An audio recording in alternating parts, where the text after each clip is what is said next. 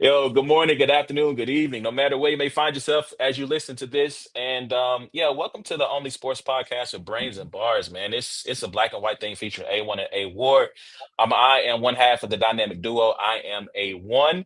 You can call me Dan. You can also call me Carlos. You can check out every episode of It's a Black and White Thing by going to the podcast app of your choice, checking out wherever you get the good podcast. Give us 5 stars, leave a comment, share that audio version of the show. And then you can check us out on YouTube by searching Brains and Bars. Hit the notification bell, hit the like button, share the broadcast, jump in the comments, talk to us. We talk back. Tell a friend to tell a friend it's them boys again. You can also check us out on social media at Brains and Bars, TikTok, Facebook, Instagram, Twitter, all of those good spaces and faces. And once again, talk to us. We talk back. So, as always, let me see if I can bring him in. I think I'm about to bring in everybody. I That's all suck at right. StreamYard. But let's see. Let me see.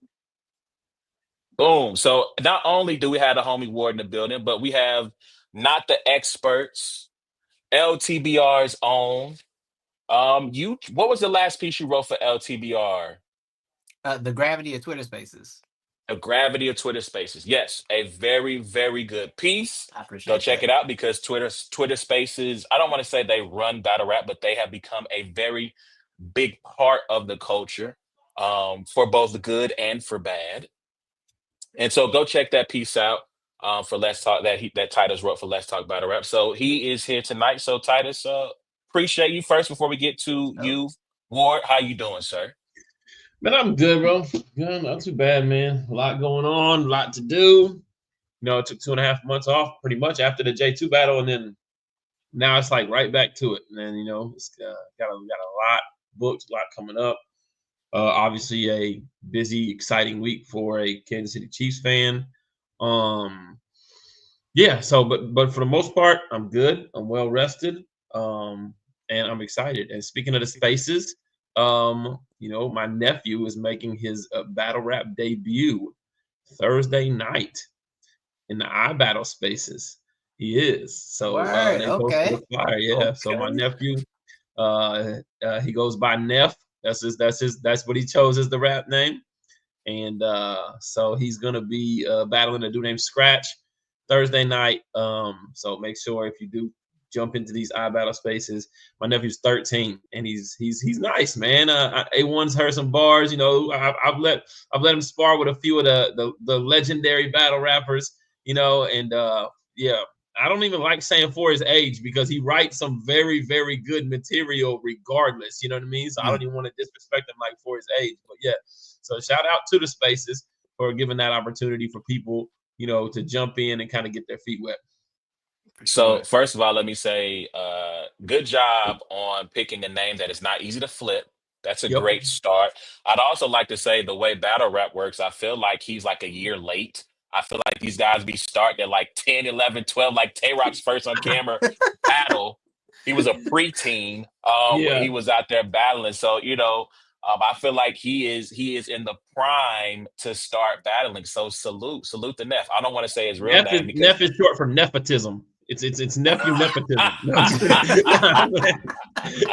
I didn't tell him that yet, but yo, hey, so nephew. Titus, man, how are you doing today, man?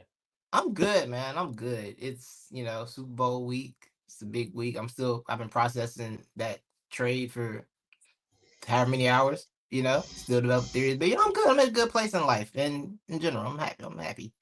Everything good. That's what's up. That's what's up. Yeah. That's what's up, man. So we got a lot to talk about, man. So let's just first, Ward. I know you were busy this weekend. You didn't get a chance to watch it. So I just want to spend 5 minutes just to Yeah, talk have at about it. Well, this. I plug my Shout headphones out, in. shout out to the wrestling fans out there. The Royal Rumble went down this weekend. A lot of things to discuss about that, but in particular, shout out to Charlotte Flair making her return and then winning the women's rumble. But then in the men's rumble, main event, Jay Uso won the men's rumble. So, Titus, I just want to get your reaction because, like I said, we could have definitely like started at 6 and then talk for 30 minutes and then let Ward pull up and Right. talk the rumble. But I didn't want this episode to end up being like 2.5 hours. So Right. your thoughts on Jay Uso winning the Rumble?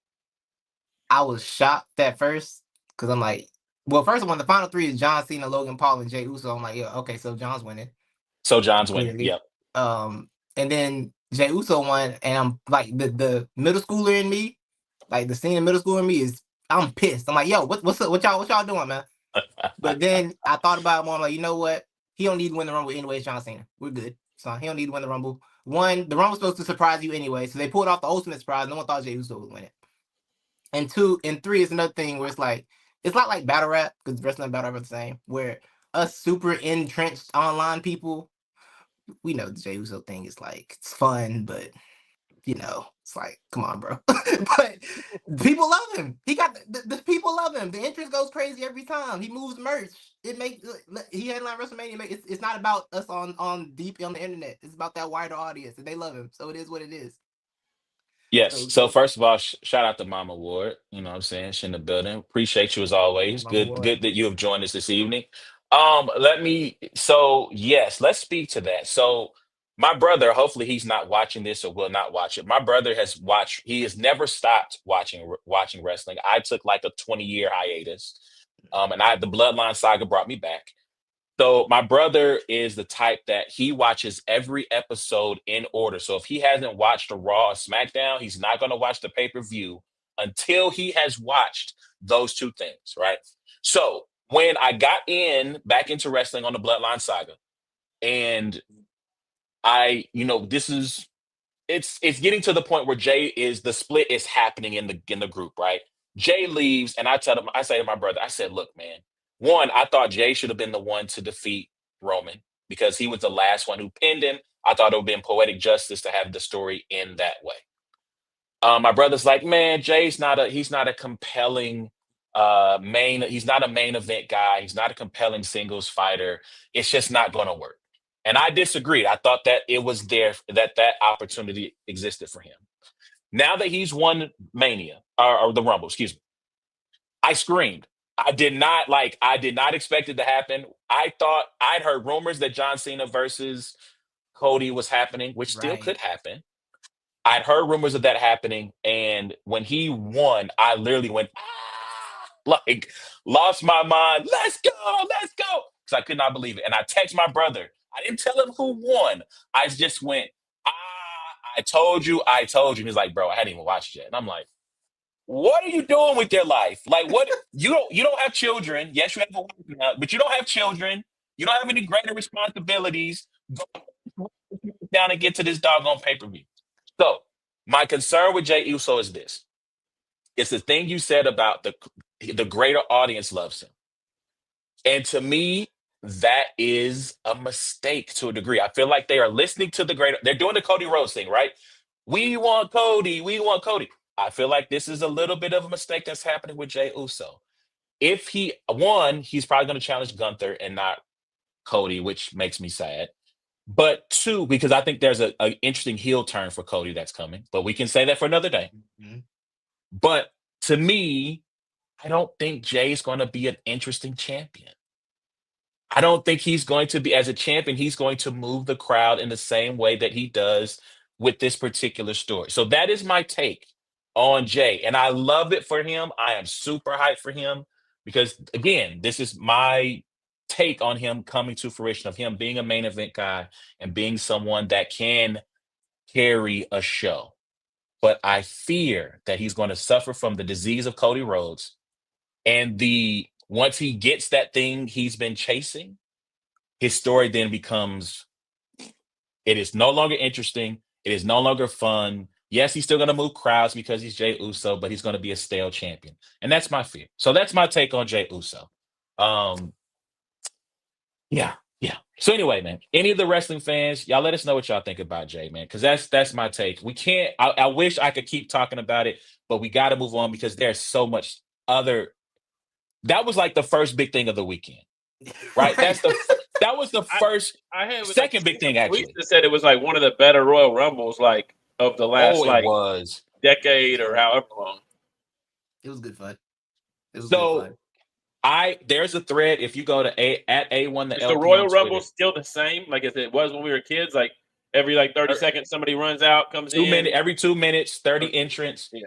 I will say this: it was from the talent, from the booking, it was one of the better bookings last year. I can't remember if last year was better. Last year definitely wasn't better than this from a booking standpoint. But I mean, And you it's got still like you Rob, got to go over the top rope, right? got to Like, go over the top rope. Yeah. both feet got to I touch. Show Speed. I don't know if you know who I Show Speed is. He's a blogger or something, right? He's a famous blogger, YouTuber, Yeah. Twitch guy. He got in, which I thought it was a cool moment, right? Because then you get to see him get speared by Braun Breaker, and Braun Breaker, like, I don't know how much Speed's like trained or practiced falling. It looked like Braun Breaker broke him in half. Literally. Yeah. Like, if you've ever seen like, okay, fan runs out on the field and there's like the security guard who's been waiting Yeah. all his life to That's a hit somebody. perfect. That's a perfect Yes, description of what happened. That's a perfect that. description.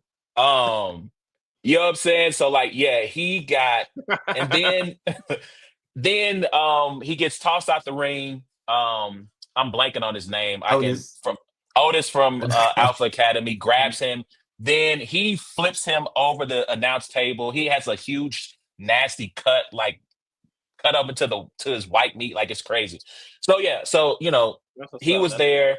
But I mean, like, they had top tier guys in there, man. Rollins, Roman, Punk, Mike Cody from 2024, Drew McIntyre, obviously Jay Yes. Uso, Sami Zayn. I mean, like, it was a who's who, right? Without them going all the way into the nostalgia machine and going grabbing like The Rock, right? Like, it was all the main current superstars in there, and it was very entertaining. And so again, I have a thread on Twitter. If you want to go check it out, I started watching all the Rumbles. I haven't finished them all. Like, right before the pandemic started, I started a thread of, I'm just going to start watching Royal Rumbles. I don't know. I think maybe that particular year, the Rumble was getting ready to happen. And it just made me want to go back and start from the beginning. And so you can go check out that thread of my observations from each year, including this current Rumble. So go check that out if you get the opportunity. At A1 the LP, all letters, A1T Help on Twitter. Check out that thread. You can comment. Let us know what you think about the Rumble. So that was the second big thing that happened over the weekend. The first big thing that happened over the weekend, right as you were getting on the flight to head to Pittsburgh for your event, shout out to Takeover Battle League, TBL, Chilla Jones, and the crew. They announced going down in Houston, Apollo, the third event. So let's just set the scene here. The first two battles that were announced was the main event. We don't know day one or day two. I'd assume this is a day two main event of Rum Nitty and Daylight. One of the more anticipated battles for years within the culture. Then their second announcement, they announced Jazz the Rapper versus Hollow the Din-Din-Don. Like, okay, so that is two crazy battles to start. Then at noon Eastern time on Friday, right? I think this is Friday. They announced Jerusalem, New Jersey Twerk versus A-Ward. So, I mean, I guess the floor is yours, sir. Like, talk about yourself, young man. Yeah, I mean, just talk about yourself. Talk about this matchup, because this is one of the more anticipated matchups. Again, that the culture has been waiting to see. It almost happened, 5 years ago now? This is pre-COVID, right? Yeah, pre-COVID, right? It's either 2018 or 2019. Yeah. I think it's 2019. Maybe, yeah. So obviously, I've known about the battle for maybe like a month, maybe something like that, maybe a little bit more. And very excited. Twerk called me. We talked about it because originally, this is the battle I've always shopped to URL as my debut battle on URL. Like, this is the one. It's always been like, no, it needs to be Twerk. In conversations I've had with them, there's been other names that have been brought up, but it's been like, yo, this is the one. And so Twerk and his manager Anwar both know that. And so, whenever they first came to me with Twerk as the opponent, I was like, man, that's great. I love that battle or whatever, but I'm just weary about, his ties and his allegiance to, that particular platform. But Twerk called me, was real transparent. It was like, look, let's do this. You know what I mean? I'm ready. Like, this battle's a long time coming. People call for it. It's gonna, shake the building. It's gonna be crazy news when the trailer drops. I'm with it if you're with it. So, we at least got on the phone. We agreed to time limits. We agreed to, the battle, whatever. It felt really good. So, just kind of knowing that what kind of card it was too. It's one of those cards where it's like you want to be there even if you're not on the event. So like I'm blessed to be able to kind of like be on that event, to be able to see those guys, Daylight Nitty, Hollow Jazz, Real Sick Ilmac. And man, like when I'm telling you, like I'm pretty sure there's like that's 4 main event battles, and there's probably 4 more. It's just crazy to think. I got of this event. Like there's 4 more that could rival those 4 that they've already released. And then there's 16 total battles. You know what I mean? So it's gonna be really really really dope. It's gonna be uphill climb, man. I mean, I the time I was supposed to battle New Jersey Twerk was a time where he was not doing so hot. Like he was choking in battles. He was not living up to his name. He was letting a lot of people down. Like there was a lot of discussions that could have been had with him and different things like that. And now you're catching Twerk where like he's been cooking the last couple of years. Like he's been taking everybody serious. He had body of the year last year with smoking Big K. He's not taking days off really. And so and I always said it's well documented in my tweets and everything. Like when he's on, he's the greatest battle rapper ever. Like to me, like he is the most dynamic, most difficult to beat, greatest battle rapper ever. When he could put together 3 rounds like he did against Big K, there's nobody I could see that could like clearly beat him. And so if I have to prepare for that, then I gotta prepare to find out how to be the greatest battle rapper ever. And we got too much. We got too much to get to work. And I'm fully capable. But I'm very, very, very excited. I love it being in Houston. I love it being on a takeover battle league. Shout out to Chilla. Shout out to Kenny. They got their feet wet a little bit with the King of the Dot merger on Match 6. They put on a couple other events. They've had events before. I battled Tom Nixon out there a few years back. They've been a league, but they really have kind of like starting to put their foot in it. Yeah, this event, if anybody's not on alert or on notice that, Takeover Battle League is taking their league name very seriously, and creating, some opportunities for battlers. And man, just the business and everything's been great, and so, shout out to them. Yeah, so Titus, I'm gonna get your reaction to that particular matchup. I just want to throw this comment out here. This is from Mike. He says, "I argue the car crash has made Twerk more committed to the craft." Tell me more, Mike. Yes, I need all that. Come on. What else do you think? First round. I'd say yes and no. Because I mean he still had some moments after that where he wasn't always prepared, still had some issues. I think shout out to Anwar. I feel like Anwar deserves some really good credit there as his manager. I feel like I also feel like Twerk has made changes in his personal life and things like that to continue, right, to excel and become more of a professional and be more on top of his craft. But I think shout out to Anwar. I feel like Twerk has said that as well, as he helped him refocus, get recentered in a lot of ways. And I'll save my thoughts for last, Titus. I'm gonna let you get the solo screen in, and you talk about this particular matchup, sir. Yeah, so this matchup for me personally, this is my main event. Nitty Daylight, that's cool. I'm not super excited, but A Ward and Twerk, when I heard about that, I was like, oh yeah, that's the one. That's the one I'm here for. It's a mega match. It's a matchup that's been brewing for so long. I think anytime that matchup has been thought about, I always thought it'd be a great match. So I know how much Twerk respects War, I know how much War respects Twerk.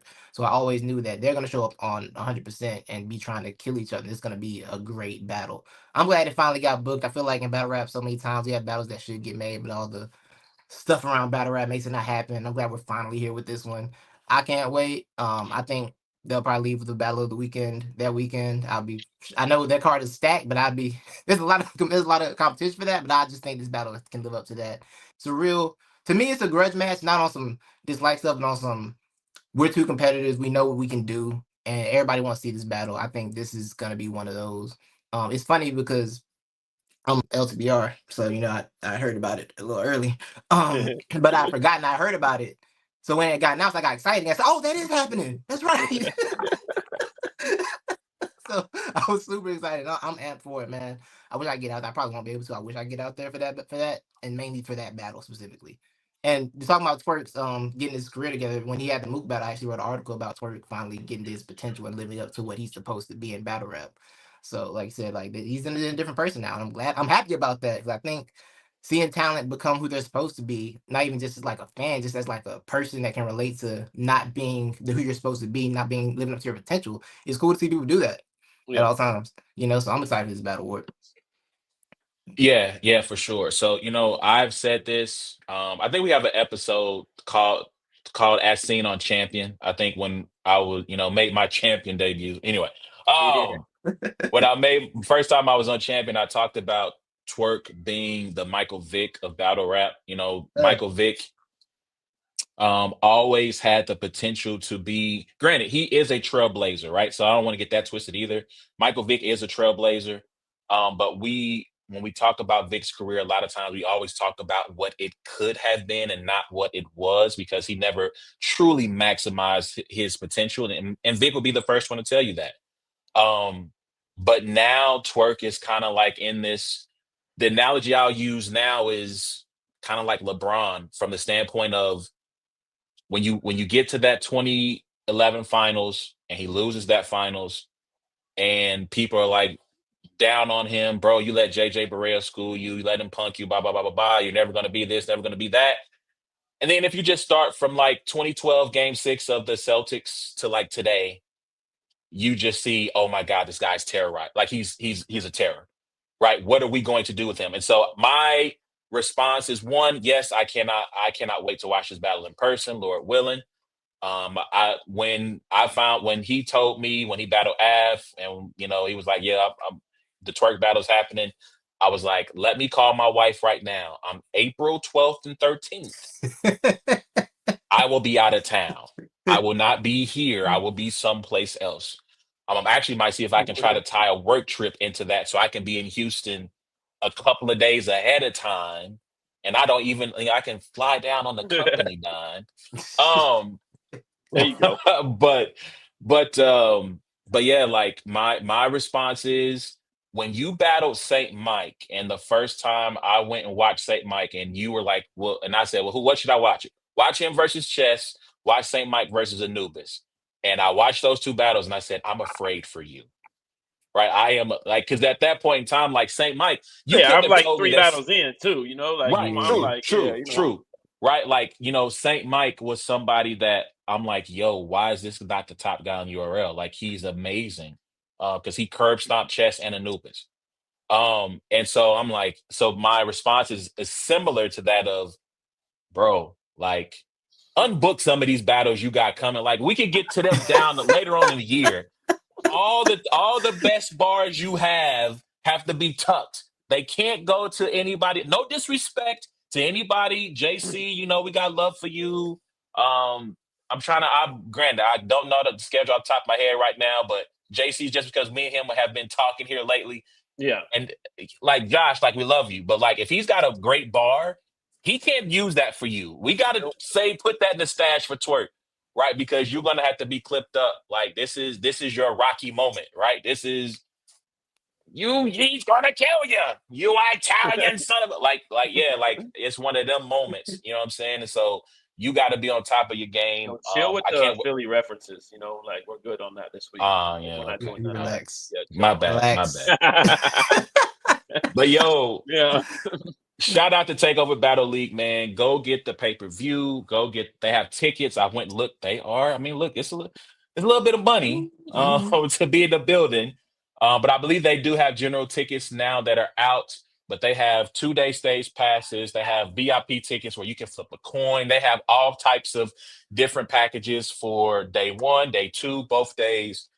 Guys, this is like the Super Bowl of, like, no disrespect to URL, right? No disrespect to Summer Madness. I know they call that the Super Bowl of battle rap, but on paper, this is the Super Bowl of cards. Like, I've been told what's to come. I can't remember them all. I just remember being at the time like, did he rob a bank? Like, did he pull a PPP scam? Like, where's like, this card is crazy. Nah, So it's wild. So yeah, man, they announced today too, the fourth battle, and I'm blanking on what was that battle. Real Sick and Ilmac. Looks like Yeah. LMAC, yeah. I'm just saying, guys, you might want to be in the building for this. I mean, that's another main event battle, right? That's a Yeah, main so event battle. if you're listening, day one is Hollow Jazz, me and Twerk. Those are the co-mains. And then day two is Nitty, and Daylight and Real Sick and Ilmac. So those are the co-mains for day two. So I mean, That's day two is gonna be a lot of words, man. A lot of thinking. Thank God I'll be done battling, and I'll be able to, right. because my brain is gonna be mush after watching Sick, Ilmac, and Daylight Diddy. Yes, Mom, I do. I have a lot of battles coming up, and so does Twerk, Twerk so does does too. Twerk. So I do. I have JC Josh Carroll here coming up in 19 days. And then I got Trufo, City Towers, the God Yogi, and then we got Twerk. So but I'm doing my due diligence. I just battled Steams yesterday or 2 days ago. Got him up out of here. My Josh Carroll rounds are almost done, and I've started writing for City Towers as well. So the plan is to have those two battles completely written by the end of this week, so that then I can just focus on what up, Eric? I can just focus on Trufo. And my goal is to have six clean weeks for Twerk. So by March 1st, leading up to April 12th, it's all Twerk. Yo, shout Let out me to ask Three you, Letter. go ahead. Oh, go ahead. Let me ask you, did the 2.5 months you took off, does that help you get in a better space to do a run like this? Not really, man. I find it hard, like when I'm not like disciplining myself to be writing weekly, like to jump back into writing. So like even writing the one round for Steams, I was like, man, I didn't feel like writing, didn't want to. Like I hadn't been out of town, it's been 2 months, whatever. And like about 4 days ago, I think probably Wednesday, I just started writing around for Steams. And what's crazy is when I got done, I got back and I got on a plane and I was like inspired to go ahead and get these rounds done for like Josh and some of these other guys. And I get here and the pen's moving. And I'm like, man, for me, I know taking a lot of battles sucks, but it's easier for me, like discipline wise, to just get back and just keep right, kind of just get in that zone. But I think the biggest thing is for a battle like Twerk, like you need to be able to like have the best ideas, the best of everything. Like you need to be able to not have a third round like fall off. Like like you need to be able to write three first rounds like I had for J2.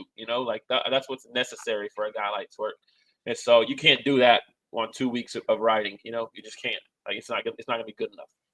Makes sense. Man, I just saw the promo you posted of the opener to your first round. I'm not gonna lie to you, man. I don't really like to like go crazy gloating and talking and like hyping myself up after. Like that might be the best round I've ever executed from beginning to end. The first round against J2. It might be just like it's up there. Yeah. I like your word. I like your word first. I mean your verb first a lot. Yeah, I love my verb first a whole lot. Yes. Yeah.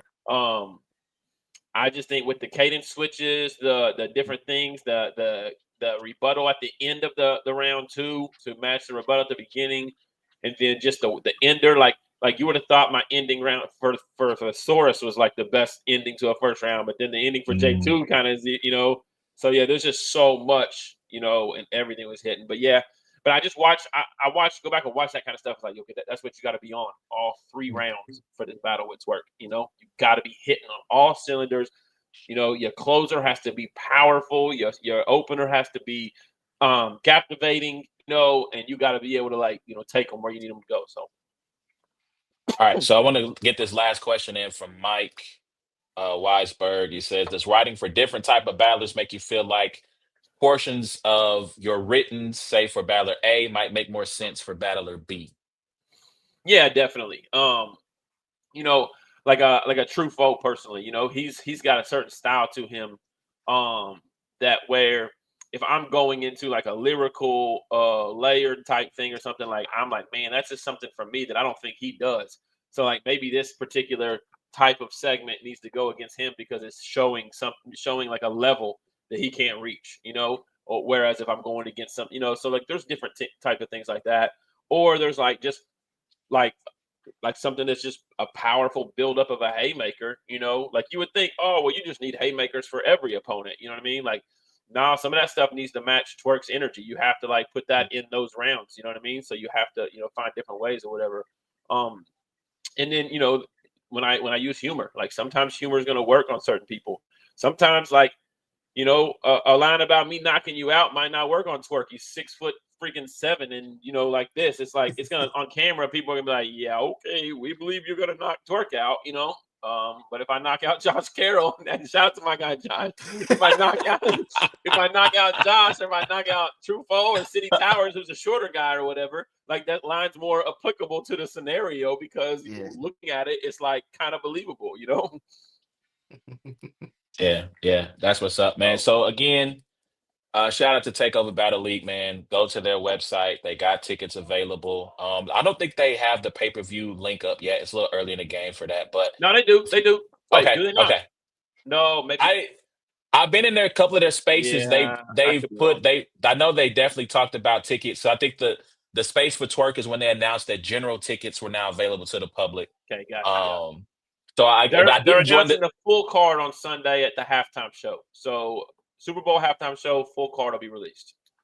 Gotcha. So okay. I assume that all the pay-per-view and everything will be available by then. So I will all right, find cool. out And I would about love the full card on Tuesday. Yeah. Yo, I would love to have Chilla and Kenny and anybody else who had anything to do with the card to pull up on the show just to talk about it once it's finally done. Shout out to them. I feel like the rollout has been really well done. I know the first one. I'm assuming this is the use of AI, with like especially for like that Rum Nitty and Daylight, where you have Spawn and the alien, right? I feel like they use a little bit of AI for yours too with the Jerusalem intro. So again, just their rollout, I think, has been really well done. I like to have them elaborate a little bit more on that. So maybe at some point we can have them pull up to talk about that. All right, so that was like the first kind of big event happening of the weekend, right? And so now we fast forward. It's Sunday night. It's 11 o'clock my time, right? I think Ward, you're at this point, it's midnight Eastern. Titus, same for you. Midnight Eastern where you're at. Yeah. I'm literally about to call. I'm 30 seconds away from putting my phone down. And all of a sudden in one of the group chats, I see the post, yo, what is this? Right? And it is a trade has happened. Shams has reported that the Los Angeles Lakers and the Dallas Mavericks have agreed to a trade. The two key principles, because there's a bunch of other people and picks and things that move around in that 3-team trade, but the two main factors are Luka Doncic has been traded to the Lakers for Anthony Davis. And my initial response to that was, I'm going to bed. If that tweet is still there in the morning, then I'll believe that this is real. That is verbatim what I said, right? And shout out to the homie Bay. He then starts he's posting well, there's a tweet from ESPN now. I just got this from the ESPN app. And I'm like, I'm ready to go to sleep. Okay, fine. I'll wait and see. Then my follow-up to that is, I still don't believe it. If Shams is going, the only way I'm going to believe it is if Shams pulls up on ESPN right now to say, yes, this is after Shams sends yes, this is real. Here are the details. And it's like the longest commercial break of my life. Like, I swear that 5 minutes felt like 25. It took forever for them to come back. And then Shams, and then the thing is, ESPN, the anchors go, well, waiting to hear from Shams. We're trying to make sure that he wasn't hacked. Like, they don't believe it. They don't believe that this is a real deal. What finally got me to believe it, we might have lost Titus there for a second. Yeah, we might have, or maybe he blew his nose or something. Okay. What finally got me to believe that this was a real thing was Chris Haynes. When I saw Chris, I needed a second source. Like, if you ever are in the journalistic field, when you get a rumor of a story, you're always supposed to get two sources. I needed a second journalist to say to me, yeah, this is real. So finally, Chris Haynes says it. At this point, Stephen A's been on, Perk has been on. Like 15 minutes later, Shams finally shows up on screen. And I'm like, oh my God, what is happening? So I'll start Titus with you. When you see this tweet come across whether group chat, whether you were scrolling on Twitter at the time, let me just back up. How did you find out and what was your response? So I just got off a 2-hour call talking about the Royal Rumble with my man Justin. The Royal Rumble for like 2 hours. I hang up the phone. Levi, the better half not the expert, sends me like 4 texts in a row. And it's like 12 o'clock. I said, why Levi text me 4 times at 12 o'clock? Is he good? So I go to my text and I see his message. I scroll up and I see a Shams tweet saying Luka's been traded to the Lakers. So I click on the media. I'm like, okay, maybe he got tricked. He's Twitter, it happens. So I'm seeing the check. I'm like, it's a check mark there. So I text Q from LTBR. Like, hey yo, he calls me. He calls me. He already has France on the phone.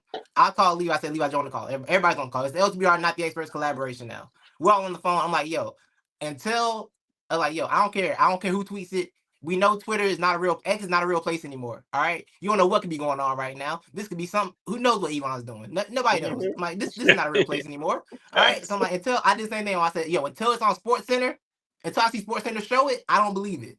Like I said, it was 5 minutes of commercials, like for real. Dog, I'm it like, yo, was a I'm like, long yo, it's not. time. I said, yo, it's not scrolling at the bottom of the screen. They feel like commercial. It's not real, bro.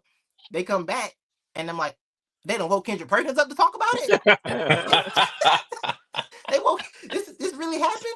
So now I'm just in shock for 2 hours. Like, yo, they really traded Luka for age. Like, why? So I'm thinking, and now in my brain, I'm like, okay, so it's something about that come out. Like, what did he do? Like, why he got to get out of Dallas? What did he do? Right. Like, and I was going everywhere because this is illogical. So that's how I found out. All right, Ward, how about you? Yeah, I was sitting at the bar with Real Deal. So, just another normal Saturday night, But, I'll say this much. My first notification wasn't like the group chat. It was the Sleeper app, And so I'm not familiar enough with the Sleeper app yet to know like what's legit and what's like, I'm thinking maybe it could just be a thread from people that I play fantasy with or something. I don't understand how to navigate through the Sleeper app. So, I notification comes down, it's like breaking news. I'm like, what the heck? I click it, and then there's how Sleeper is. It's got all, it just kind of looked weird. I'm like, all right, whatever. So I click something, so then I go to Twitter and search Shams. You know what I mean? Like I search his name, boom, clicked on Battle Rap Shams first. Didn't even know there was a Battle Rap Shams. Apparently, yeah, I clicked on his name first. It's like, yeah, hold on, I went back, Shams. Boom, click it, and see. And when I seen it, it said 3 minutes ago. 3 minutes ago that he tweeted. And then I jumped into the group chat, and I'm kind of like with A1 on that. Like I'm just like, yeah, he might have got hacked, or he might have, it might have been something or whatever. But man, whenever the ESPN notification came down, a few minutes later, I'm like, okay, well, we got the ESPN notification. So then Real Deal likes basketball. He talks basketball, but like I'm in my mind, like I gotta really talk about this. And so like I'm at the bar, like, any of y'all watch basketball? Like yelling, like that. And like, what? I'm like, Luka just got traded, you know what I mean? Like that. Like two people were like, what? Like that. But like the rest of them were just like, why is this random dude yelling at us at the bar? So I was like, all right. So then I was just glued to the freaking TV the whole rest of the time.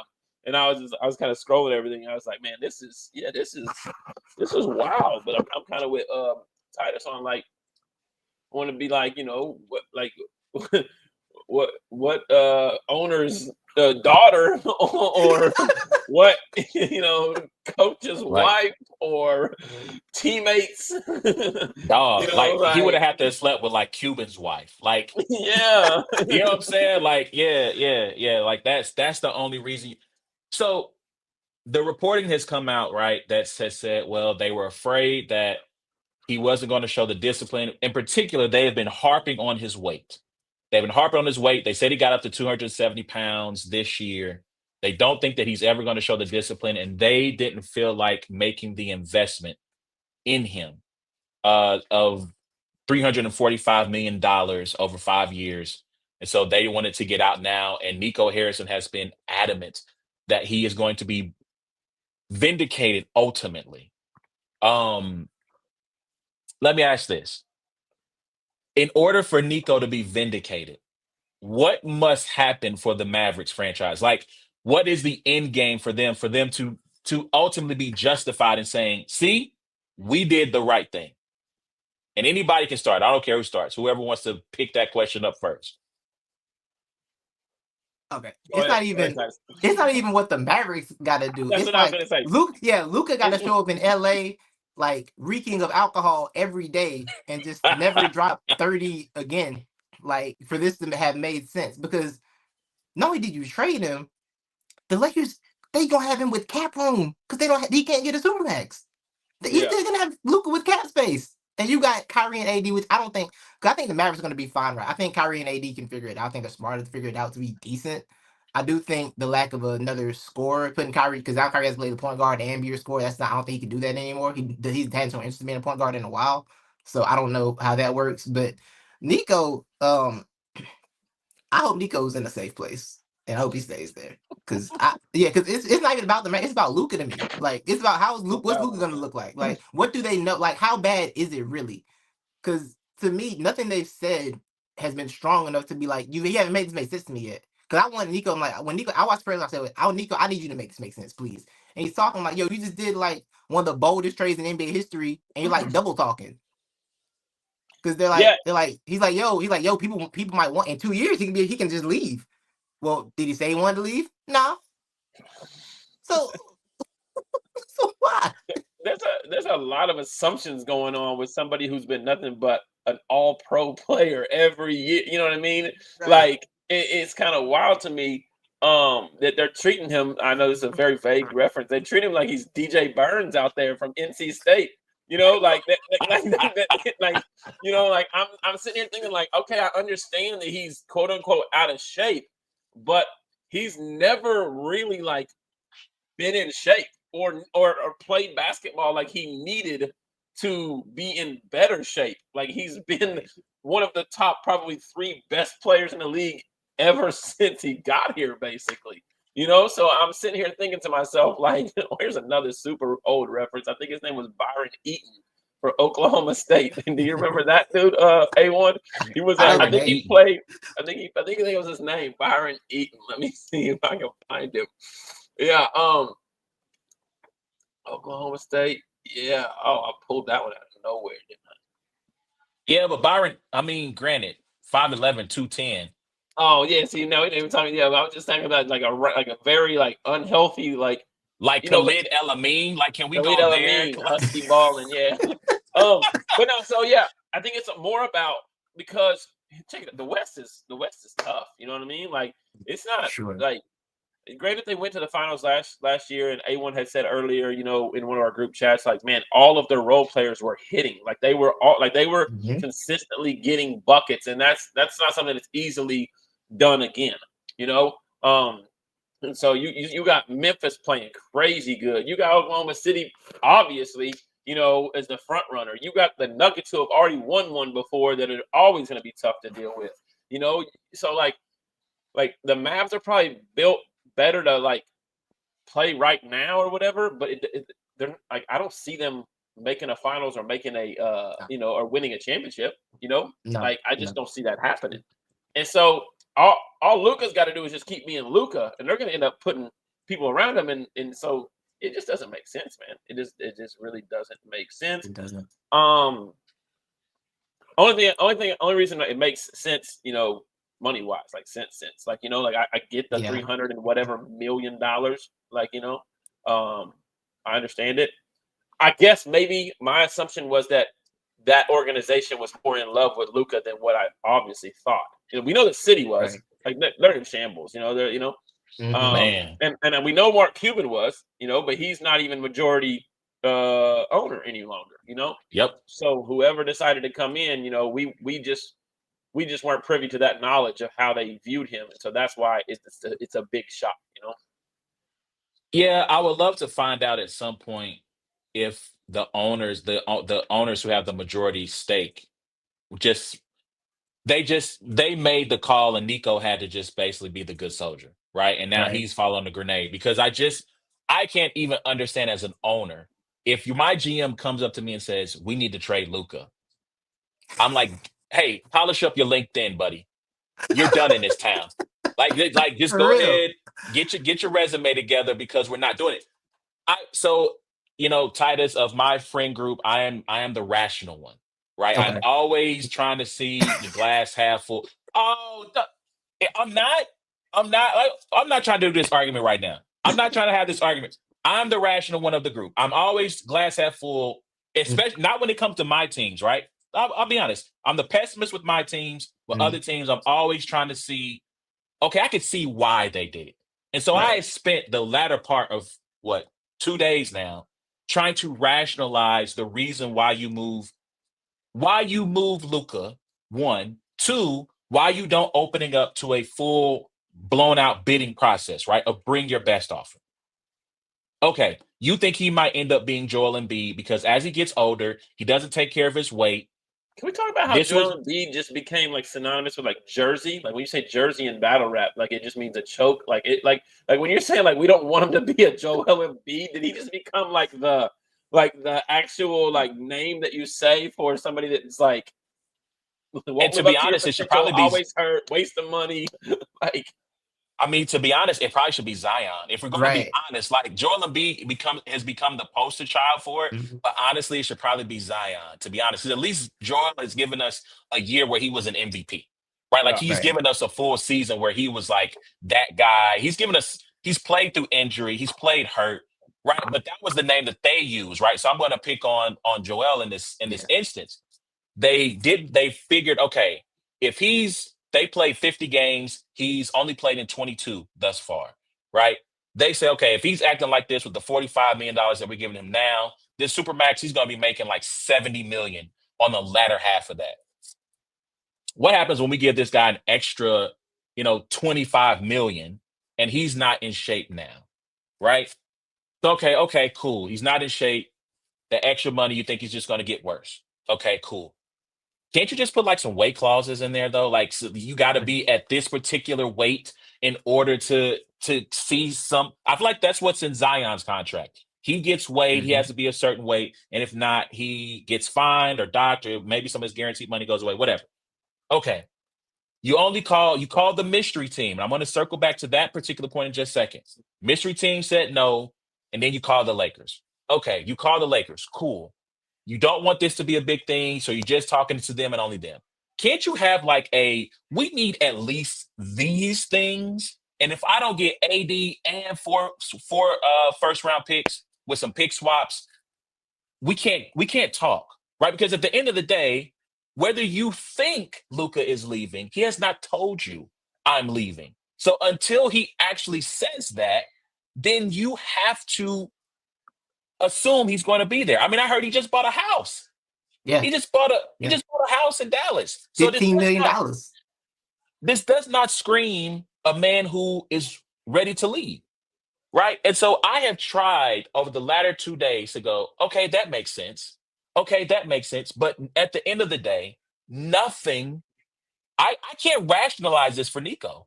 Nothing Yeah. makes sense of why you would give this guy up to say over the next and sit in a press conference and say, well, over the next 3 or 4 years, we want to win now. And we feel like Anthony Davis gives us the best chance to win now. And I'm like, bro, like, who are you selling this to? Right. Like this isn't a video game, bro. Like you can't. This isn't some digital nobodies that are just gonna eat up what you say because you press the A button on your Xbox controller. Like it's just I. So I want to circle back now. Now that I got that out, Mm-hmm. the mystery team. I believe it was OKC because that's the team that has the most assets, both in picks and players. So I asked this question in the group chat. So Titus, I'll start with you. Mm-hmm. If you are OKC and you get this call and they say, we want to talk to you about trading Luka, right? I'm just going to say right now, SJ's off. SJ is off the table. Everybody else is on the table. Do you make that move to trade whatever package of picks and players for Luka to go with SGA? Let me say something. They called me and say, if he called me and said Luka's available, I said, look, You can have whatever picks you want, and whichever one of these young boys you want. You can get one of them and tell me which picks. You look at the picks and the teams, and you tell me which 4 you want. And Jalen Williams, have fun. Enjoy Dallas, brother. Like I'm You got to making that get more than trade. Jalen though. You got to come up off a check. I need Chet, Jalen, and 4 picks, And Chet, Jalen, and 4 picks. and Lou Dort. Because you Why got to make the the hell they gonna salaries take got to Chet? match too. If they don't Salaries like got to Luka match get too. hurt, But I then think, why you gonna get Chet? yeah, I think Because you want OKC. the potential of Chet They're gonna have somebody that needs to put on weight. Gotta take it off. I think OKC has the space where they can just absorb Luka though. I don't think they have to match salaries necessarily. I don't think they did. Well, I thought Maybe the they do. I'm not NBA sure. in the NBA, I believe you even though you might have the cap space, you Mhm. still have to the salaries have to They match, can right? Because have it keeps what's the his trades name, from being lopsided. Dort, Yeah. Okay. Lou Well. Dort. They can have Lou Dort too. Yeah, they can have Dort. Yeah, that's fine. Because I think In my case thing of is, Wallace I can come in think and play defense. if you're telling me that you're gonna give me 6'6" Shea and 6'7" Luka in the playoffs, figure out how to stop it. And Mark Daigneault, who's proven to be a good coach. And the thing with Luka, like they talk about the defense, or whatever. Jason Kidd built consistent top 10 defenses with Luka on the team. Without they had top 10 defense almost every year with Luka. So you can build a defense with him, whoever his issues are. And I think Daigneault can do the same. OKC has top defenses right now, I'm pretty sure, right? With their center, with Chet out. Yeah, Yeah. yeah, With Chet absolutely, out. yeah, yeah. But So Isaiah like, Hartenstein has a pretty good yeah, defensive like defense, right? yeah. Yes. So like, give me SJ and Luka in the playoffs, and good luck figuring out how to stop that. Y'all have fun. Because All right. ultimately, So if you're saying Presti, the thing is, getting all those picks was cool, but now you got the team and they're too good, and you don't need these picks anymore. So what are you gonna do? You got to do something with these picks. They got 30 of them or something like that, right? They they got to got go some. somewhere. It's an ungodly amount of picks. Like and they're all like mostly first rounders. Yeah, yeah. Um. So Ward, if you're Sam Presti and you get that call from Nico Harrison, do you say no, yes, think about it? Listen, bro, this ain't marriage. You know what I mean? Like, it ain't like, if I got a wife and Rihanna calls and, me just entertaining it is like cheating. You know what I mean? Like, this is this is like, a situation where you always listen. Like, they're calling with like Luka. Of course you listen. You know what I mean? Like, of course you listen. Like, bro, what? Luka and SGA, and you got, man, get out of here. Yes, this is the second episode in a row that Rihanna has been mentioned, and that will continue to happen throughout 2025.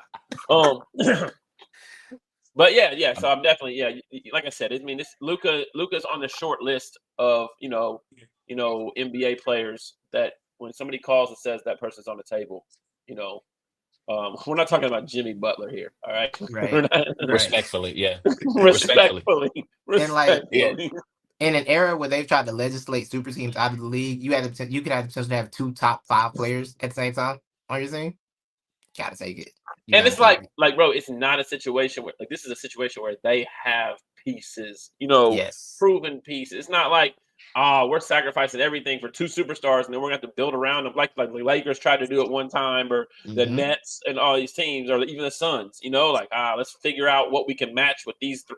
No, we're talking about just adding possibly the best player in the NBA to the best team in the NBA. right. Like, that's and a proven guy who gets better in the playoffs. Yeah. Like, it's somebody who, like, he was on one leg, knee bleeding, and he treated the best defense in the league like it meant nothing to him in the Timberwolves last year. Like, just took him to the back, took him to the shed, and just like, nah, I don't care. I don't care about none of that. Like, I would make that trade. Now, I thought it was Boston. My theory was it was Boston. Ugh. That was my theory. So why Boston? I think they called Boston and try to get Jaylen Brown. That was my theory. And I don't think Boston wanted to mess up the vibes. See, that's why I think OKC said no, though. I thought in my theory, that's why OKC said no. It's why I would likely say no to it, because I just think that the chemistry that they built there is such a tight bond that I don't think granted, Luka is amazing, right? But I don't think they wanted to ruin that chemistry by going after and adding Luka to their team. Yeah. I could see them turn it down.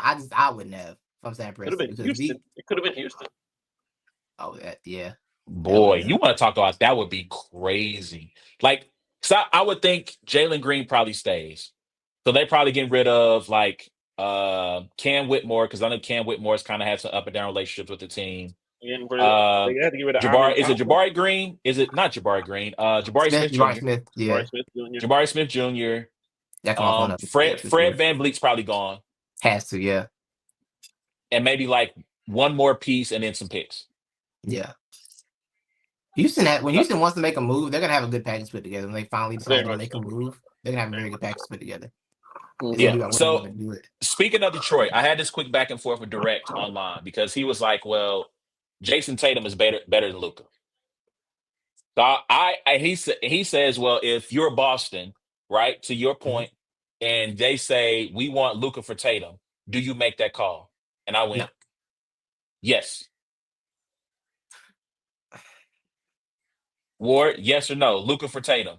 Well, I do think Luka's better than Tatum, but I don't know if he's that much better to where it's just worth that trade. You know what I mean? yeah, So I don't think he's like a guaranteed step up from what Jason Tatum does for that team. yeah. That one's a real. I think that one really messed up that locker room Yeah, it would. a It'd be a lot head scratcher because because the thing that's about really Tatum is like minded, as good. you know. And Yeah, the thing about like Tatum is a to me Tatum is a 1A player, but Tatum can have a 1B like mentality, which lets Jalen Brown. That's why Jalen Brown wins all the MVPs and stuff because Tatum doesn't care. He lets Jalen Brown win all those MVPs. I don't think Luka and Brown mesh. I don't think that's working because Jalen Brown really thinks he's the one on that team, and Tatum's fine letting him do that. I don't think Luka and Brown are. I don't think that's bobbing over there with them. And I also think that those guys watching Tatum get traded would do some things to that locker room specifically. Yeah. I don't know if they go for it too well. Especially after just What- winning a chip. And I still think they're in contention to win another one this year. I really do. What are your feelings on that? If you have anything to add to that. No, yeah. I don't think it's so much of a step up that it would make sense to mess with the team chemistry of a team that just won an NBA title. You know what I mean? Like, and I don't think like the Celtics. I don't know what they are in the East right now. I assume they're okay. You know, like they're in prime contention to go back to an NBA title, and they have their guys. Like, I don't understand. You know, like why they would do something like that. You know. Okay. Yeah, so even though like Luka and like Wembanyama, there's a couple people that where I'm thinking like, yo, you might, you know, because they're young, you might make those decisions to like, you know, mess something up. But I don't think the Celtics would, especially that organization. There's just too much pride in Boston, you know. Yeah. Yeah. They So get over it fast though. He'd fit the bill for them. Like the fan base will get over it fast. The fans get over it fast. Fan base gonna love that white boy. fan base, yeah, Oh my God. yeah. Come on now. They would love it, but yeah. Oh my gosh. Peyton Pritchard and Luka on the floor at the same time. Oh my God. Yeah. Oh, goodness. Can't stop it. The jersey sales, boy. Yeah. All right, so I should have expounded on my comments to Direct because I do agree. I think you don't upset the chemistry in the locker room by bringing in Luka, but if in a 2K world, I'm making that trade. Oh yeah. Because I just think, and I'll say this: if you could make the trade and not upset the chemistry in the locker room, I think you do it. Because I think the thing that, granted, Luka is a net negative defensively, but that team is good enough overall. Like you mentioned with Dallas, right? Dallas was a top defensive team without Luka, or with Luka being a net negative on the court in the playoffs last year. They were incredible defensively. They were able to, granted, it's not like Lively and Gafford were, you know, 0-2 Tim Duncan and David Robinson, but they punked OKC on the glass in the semis, and then basically they had no answer for Luka. I mean, they just kept saying, "Hey, Rudy, step out. We would like to have a word with you," and just kept abusing them over and over again.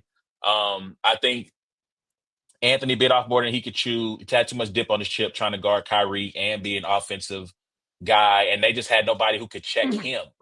So when Luka wasn't hitting, then it was Kyrie's turn, and they just had no answers offensively to try to match that. So yeah, I mean, I've tried every way to justify this for Nico, man. Like, even like, okay, if you open it up to bidding, then maybe you can't get as good of a trade package in return because now there's too many teams, right? So now teams are not incentivized once they know he wants to leave. they're not incentivized to give you their best offer. They're incentivized to offer you peanuts.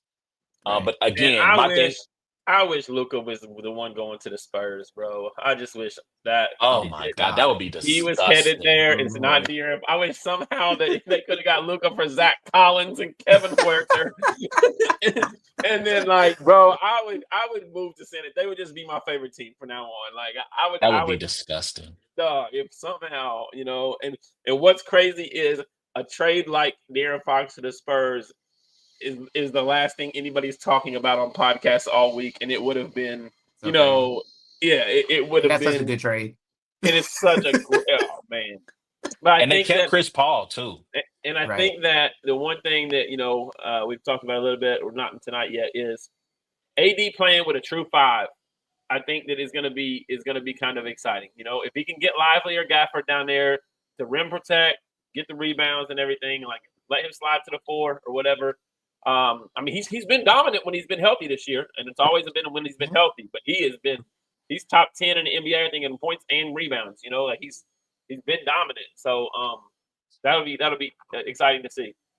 Yeah. I have a Yeah, theory. Can I give out a theory? go ahead. Go ahead. Because Nico said no one. He didn't talk to anybody else except for Rob. And that's what Nico said in the press conference yesterday. He said it was another team involved. I think I read a report today saying that basically Rob tricked this man. But my theory is that I Oh, he think did. Rob is an elite gaslighter. And he isolated this man. Y'all remember how Rob got this job, right? When he like ran Magic Johnson out the building and took power. No, refresh my memory because I forgot. So with the Lakers, it was Rob and Magic when Magic running the Lakers, right? Magic resigned on that hilarious night in the funniest resignation I've ever seen in my life. And he was like, yo, it's a lot of snakes with smiling faces or whatever. And then suddenly Rob was GM and had all the power in the organization. He's Grand Magic out of there, basically. So I believe that when Nico called Rob, his longtime friend, because they've known each other for years apparently. Right. Rob was like, hey, you ain't talking to nobody else about this, right? Like, nah. He's like, yeah, you don't want to do that because then everybody else, might get crazy. Just keep it between me and you. Keep it between me and you, all right? Well, you and me, we right there. I'm locked in with you. I'm in that foxhole with you, all right?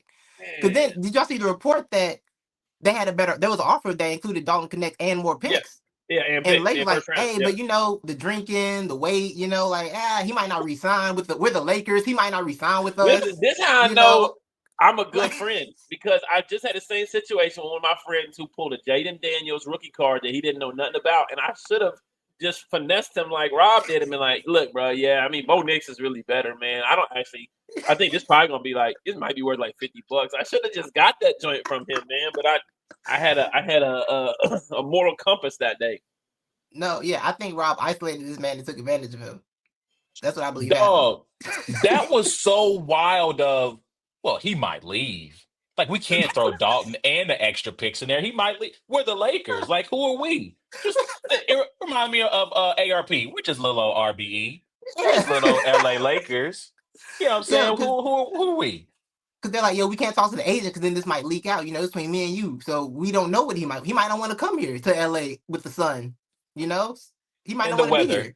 Yeah, he might not like it here. So let's just keep between me and you, and I can give you that much. Like, unbelievable. I got about 8 more minutes, and I gotta jump out of here, y'all. Okay. I didn't say that to like you guys can keep talking or whatever, but I do want to ask this question: do the Lakers make one more move? They have to. They got to get some kind of some form of center, because putting Jackson Hayes at center is just basketball malfeasance. So I don't accept that. Yeah, I've heard Nurkic. I've heard Valanciunas. Yeah. I mean, basically, I've heard Turner, like the kid from Indianapolis. Miles Turner. I feel like but like the thing is, like, the Indiana Pacers have been the best team like in the league record-wise since the New Year's. They're up to 4th in the East. I'm not sure why they would get rid of Miles Turner. I don't know why people I don't know if that's just Miles Turner's agent just keeps putting that out there because he wants to really be in LA. But like, yeah. So yeah. All right. Y'all, let's know what y'all think, man. I'll save what's going to happen the first time JJ Redick gets pissed off at Luka, because like he cannot hide his emotions at all. At all. And so the first time Luka is throwing his hands up and there's a fast break and they're 4-on-5 and they get an easy bucket and he does that angry and he's just like, cursing at Luka. I just really want to see that play out. I wonder if they have a good enough relationship to make it work, because I know Luka does like JJ a lot. They are pretty close from that brief time that they had in Dallas, but we'll Listen, see how that man. goes. Sometimes you're better off as friends. To That's go a to the fact. relationship That is a thing, fact. That's sometimes a when you fact. decide to be in closer proximity, that does not work. Last thing I say about this trade, this trade reminds me of two things. Well, one thing, the second time I think we were in for our guys trip to Vegas. It's like 2 in the afternoon. We're sitting around. We're really just chilling in at the spot. Los walks up to me and he says, "Bro, look at this trade Trent just sent me." Like 2017, by the way, Titus, just as context, right? Look at this trade Trent just sent me. Trent went to Los and said, "I will give you Drew Brees if you give me, I just give you one guess. 2017, 17. I'm going to give you Drew Brees. You send me this quarterback. I'll give you Ooh, AFC. I'll give you the conference. AFC 17. quarterback. 2017. 17. Was it Peyton? No, Peyton's already retired by this Oh, he point, right? retired He 17? retires after 2015. Oh, 17. Who was good in 17? It wasn't Ben, was it? You're never going to guess. Marcus Mariota. Drew Brees for Marcus Mariota. Oh no! Oh my God! That is what this trade reminds me of because Los is looking at me like, he's like, hey, come here. Look at this. I can imagine that's what Rob did. Hey, JD, get Phil in here too. I want you to see what just Come here. happened. Look at this. Can you believe this? Can you believe? And he's probably got him on hit mute. They're all laughing, having a good laugh. Right. Yeah, Nico, yeah. Go ahead, send the paperwork. We'll send it over. All right, cool. Bet. Can you, like, dog? You just got a generational player at 25 for for almost free 99, basically. I mean, Pretty shout much. out to Yeah. Anthony Davis. Anthony Davis is not nothing, but Rudy Gobert went for 5 first-round picks. Right. I'm just saying. Right. Anyway, Ward, your last 5 minutes, man. Let's get into this Super Bowl.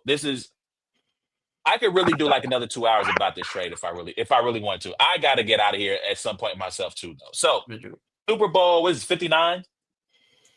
LIX, It's yeah. not Yes. Yeah. 59, 59 going down this weekend. Chiefs Eagles part deux.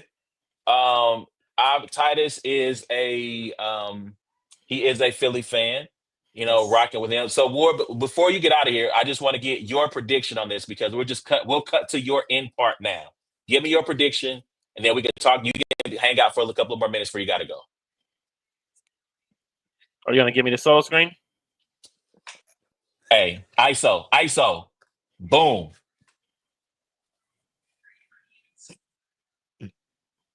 Don't look at me like that. Hold on. Where's my penalty flag? Hold on a second. First off, I think we know what is about to happen on Sunday, and I have a lot of friends in the Philadelphia area or Philadelphia Eagle fans, like Titus, like Rosenberg Raw, like Roan, that are very hopeful,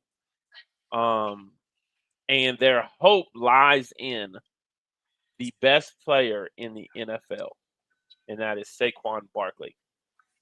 However, we have the best coach in the NFL. We have the best quarterback in the NFL. And we have the best team in the NFL. And I think what you're going to see come Super Bowl Sunday, not to quote my guy, Mr. Go 30, is you're going to see the Eagles piss down their leg once again and find a way to lose this game while Patrick Mahomes does what he does every time, gets the ball and scores when it matters most. I got Chiefs winning. I got the game 28-23. 28-23, very specific there, sir.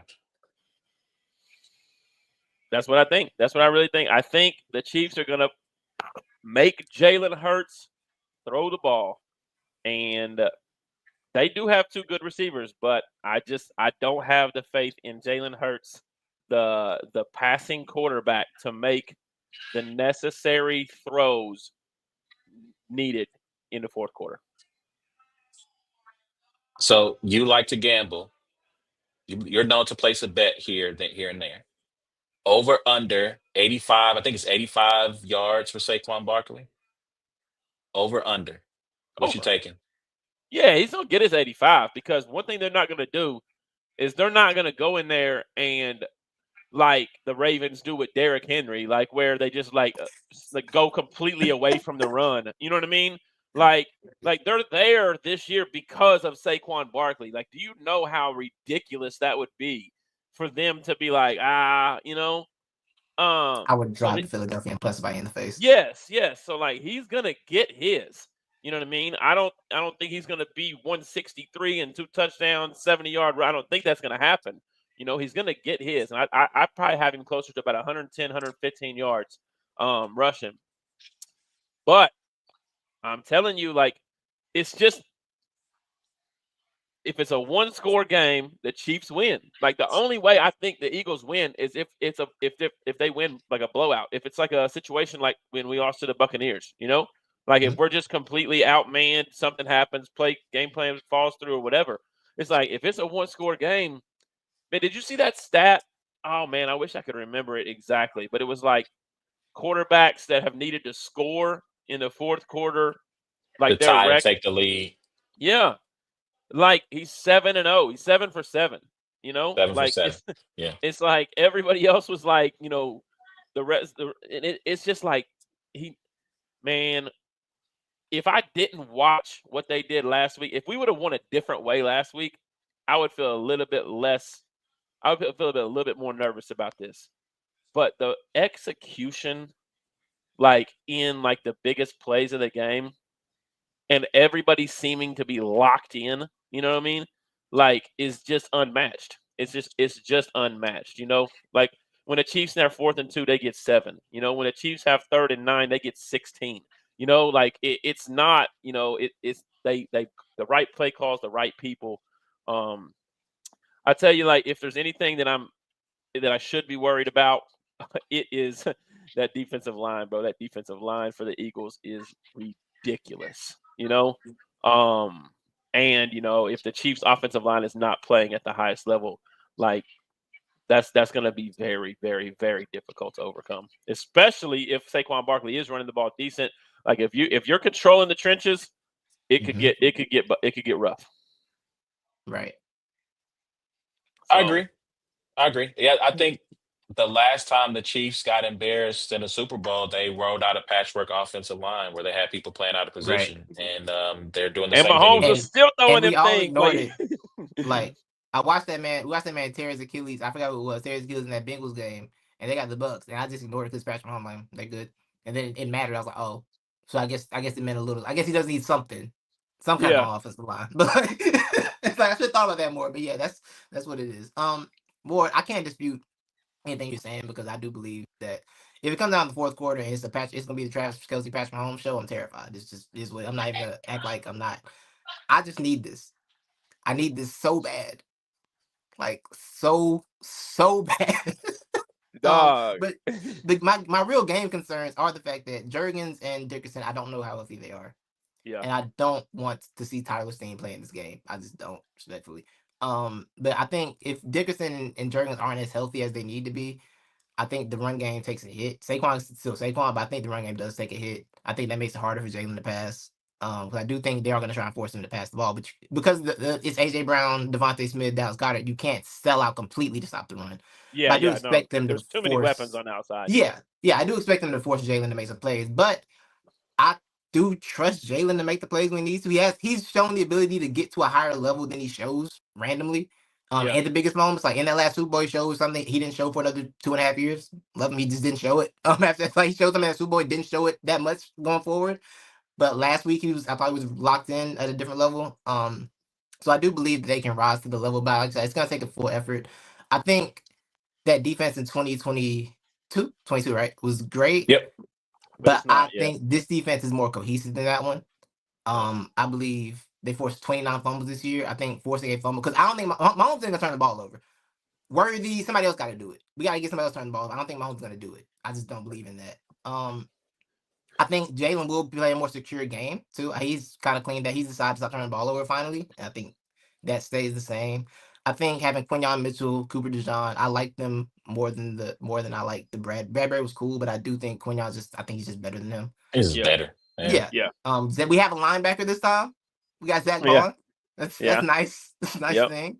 Jalen Carter, all the Georgia boys, Jalen Carter's here, Nolan Smith. Like, I think this defense is more cohesive than that one. But I'm not going into this game super confident because I do believe in Andy Reid. I do believe in Patrick Mahomes. I'm not delusional. Like, I know if it's a one-score game, it's gonna be the Travis Kelce, Patrick Mahomes show. It doesn't matter what the coverage is. They're gonna complete a pass somehow. This is what's gonna happen.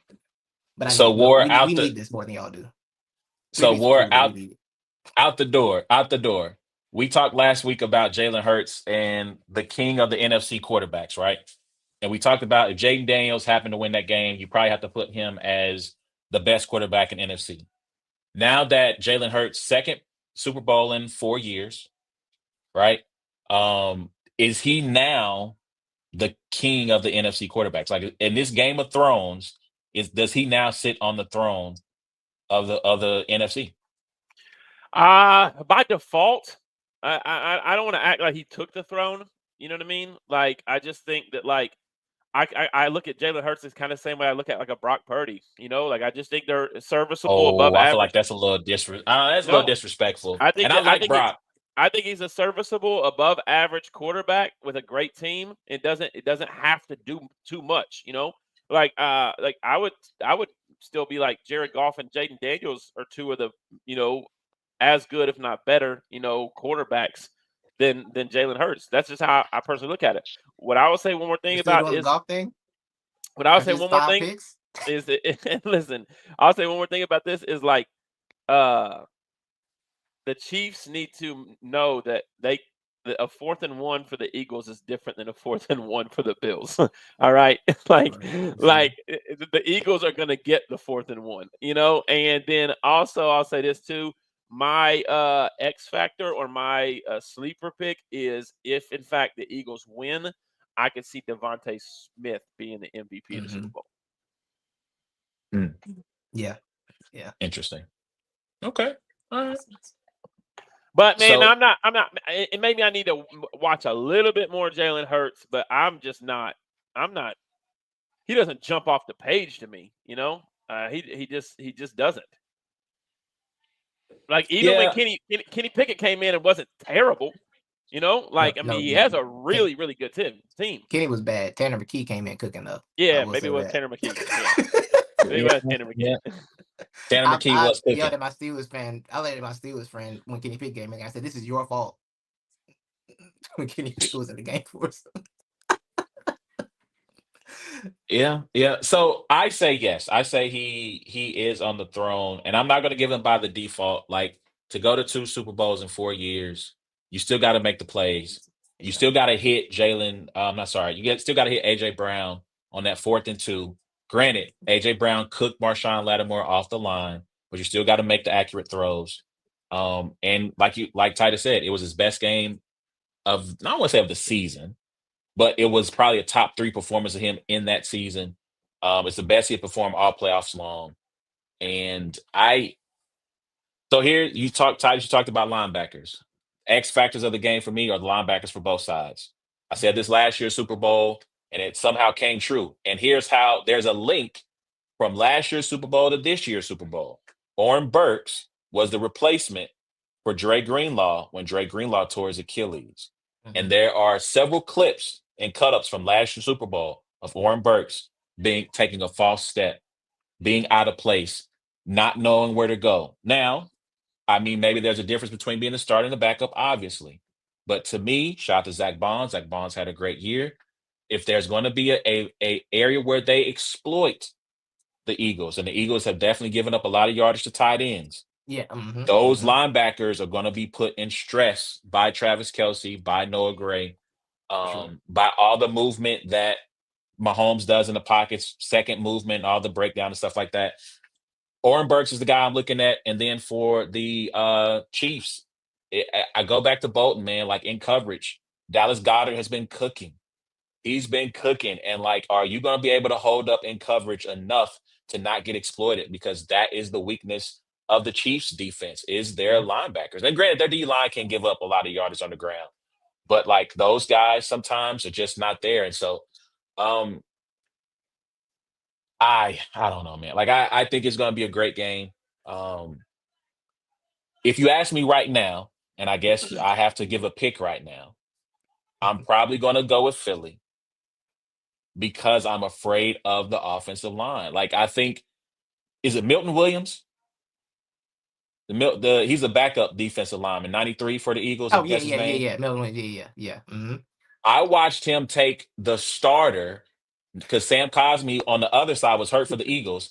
I saw him take the starting left guard for Washington and basically just say, "Sir, I have some place to be. You're in my way," and basically just push him into the lap of Jaden Daniels. And Yeah. on that side, you have a backup in I forget his name. Caliendo, who's backing him up. I'm concerned what happens over there. Trey Smith is going to have his hands full with Jalen Carter because Jalen Nope. Carter, Trey he Smith the never GOAT. He'll Jalen Carter he'll never switches dismiss sides. Yeah, okay. Yeah. the He GOAT, never Trey switches. Smith. I'm concerned what's going to happen when you put not N'Kobe Dean, when Nolan Smith is on the same side as Joe Tooney at left tackle. I'm concerned with Sweat over him. Like, Yeah. I have concerns about the line. And I think this is the game where DJ Humphrey should play because he has the size, the length, the weight to deal with what may come from that pass rush. So Who's the better kicker? I got the Butker. Yeah, Bucker's better kicker this year for sure. all you need to know. That's all you need to know. Jake Elliott's been a source of frustration for me, but I still believe in Jake. I got because I don't have a choice because my mom was like, "Yo, we gotta get new cracks."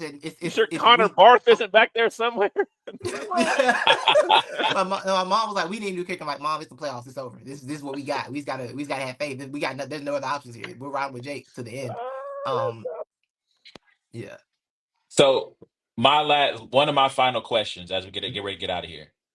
Titus, how has your feelings about Nick Sirianni changed? So let's go back to Cleveland, week 3. He's flipping the fans off after a win at home. How has your relationship with Nick Sirianni changed? Or how you feel about him changed from then to now? When that 2-2 start happened, I was in the bandwagon like, nah, it's over. We gotta move on. Because he was doing dumb stuff. Like, it's 4th and 7 at why are you kicking a field goal at midfield, Nick, in New Orleans? What's wrong with you? Do you want to get fired? Like, do you not want to be here? I will say when you got into it with the fans, I appreciate it because they did say fire. They did have fired Nick Shannon. We give it out all the time. We can give it back. That's fine. But no, I wanted Nick fired, and then I don't know, the week 5 bye week, apparently everyone came to Jesus and just came together and built friendship, and we became the team we were supposed to be all year.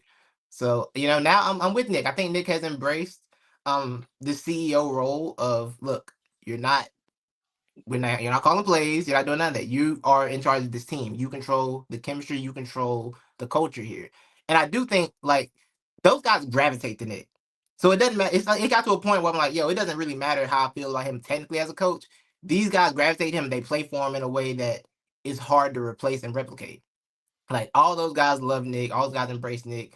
The culture thing, everybody like him and Jalen had that weird thing, but they seem to have gotten it together and fixed that. So that was important.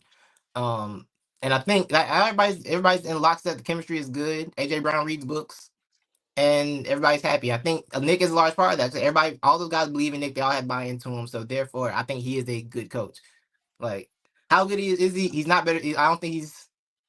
I'm never gonna be like, I don't know what he does in terms of like play calling, like creativity. He's the new. He's a new to the NFL. So yeah, like Nick, I think Nick is a culture setter. He's a CEO type coach. I think that's fine. Now, when Kellen Moore gets hired, we got to find new offensive coordinator and defense coordinator, and again next year, then we'll see what happens. We'll probably be back. But if we win the Super Bowl this year, I don't care. I don't care. Whatever happens next year can happen. Don't care. Listen, America. I know y'all been on this. The Chiefs get all the calls. It's rigged. That they want the golden boy Mahomes to win. But I just want to let y'all know, while y'all have been complaining about all of that, there is a serious, insidious threat that has been growing behind the scenes, and that threatens to ruin American sports right before our very eyes. Okay? Please listen to what I'm saying. If Nick Sirianni wins a championship, This is America. You don't want to see what's going to happen if Nick Sirianni is a world champion. We cannot allow that to happen. So I understand your grievances with the Chiefs, but we cannot. You see how this man acts without a title. I have a Winning is how he feeling acts. there's big Dan Hurley energy if he wins a chip. We cannot allow this man to be telling officials, don't turn your back on me. I'm the best coach in the NFL. We can't allow this to Like that. happen on our watch, people. So again, even though I have the Eagles winning because I have to be objective, I am rooting with all of my heart, mind, and soul. My apologies to my good brother on the screen here. We cannot let Nick Sirianni win a championship. I'm sorry, Titus. Y'all don't like fun? Yo, Titus, Fun? It's not question. fun. Yes. If I could Yeah. guarantee you winning the Super Bowl next year, would you be okay losing it this year? If you could guarantee it next year, like seriously, if I go into the game, that means I go into the game knowing we're gonna lose this time. Like I don't have to watch it to know. I can just. I go just do feel like anything. a I can go do three-peat. literally I anything else. need the three-peat. You I want the need the three-peat? three-peat. You can have it after that. I don't need 4, nothing. I just need the three-peat. I gotta have something to argue Mahomes and Brady in 10 years and be like, yo, three-peat. So A1 knows. You know the Philly San Francisco thing, our whole situation that we have there. Mm-hmm. If we lose again, we're just San Francisco, and all this hate was for nothing. Yeah. Like we hate each other for no reason. We're just the same team at that point. Yeah. But it's about the friends that we made along the way. All right, I gotta head out. Yeah. Y'all be easy, man. I'll tap in with you guys later. All right, Ward. That's funny. Yeah, it's about the friends we made along the way. We are friends now, but it was funny. Like last year I tweeted, I said, "Yo, we might as well settle the beef. This is painful. I ain't want to hate no more." But then Fletcher Cox tweeted and made fun of the 49ers. Said, hey, my leader said it's still beef, so it's still beef. I don't know what to tell you, but I mean, but look, I'm gonna tell you the moment that really changed the Nick Sirianni season was the shaved head playing mini man at practice. I was like, there's something here with this guy. There's something here with this guy right here. I don't know. Maybe I need to spend a season really embedded with watching the Eagles, looking at press conferences behind the scenes, and maybe by God's grace, there can be a road to Damascus moment where the scales fall from my eyes. No, listen, it's been rough because my friends were telling me earlier because I was like, I don't see. My friends talked me into not wanting it anymore after like 2 weeks. I'm like, yo, everybody loves him. What y'all want? Like, everybody loves him. The season started, and they're like, yo, as your friend, he's got to go. I was like, all right, I guess I'm tripping because I like you got to get outsider's perspective on your team sometimes. Sometimes you're too blinded by the situation. But I don't know. I'm right with Nick, man. That's my guy. He gets one, and then they can start a new 3-peat next year. I need one. I do think the Eagles have to win this year because if they don't win this year, I do see the relationship between he and Jalen completely deteriorating. I think it's holding on right now, right? Because winning is the musk, the scent that covers all the stench, right? Winning is an amazing scent and it can cover all the nastiness behind the scenes. But if they don't win it this year and Jalen is just so. I mean, I don't know. Did you hear him the game in the post game press conference where they asked him about how he feels about Nick, and he just kind of went, yeah. That's why I get so annoyed with the Jalen Hurts gimmick when it's stuff like that. So I'm like, bro, this is not the time for you to be your little cool, coy self. You need answers. Like, are y'all good or not? Like, this is the season on the line. Because I would love to believe, like, yo, if you're a $100 million quarterback and the coach don't get along, the coach got to go. That's just simple mathematics at that point. The coach got to go.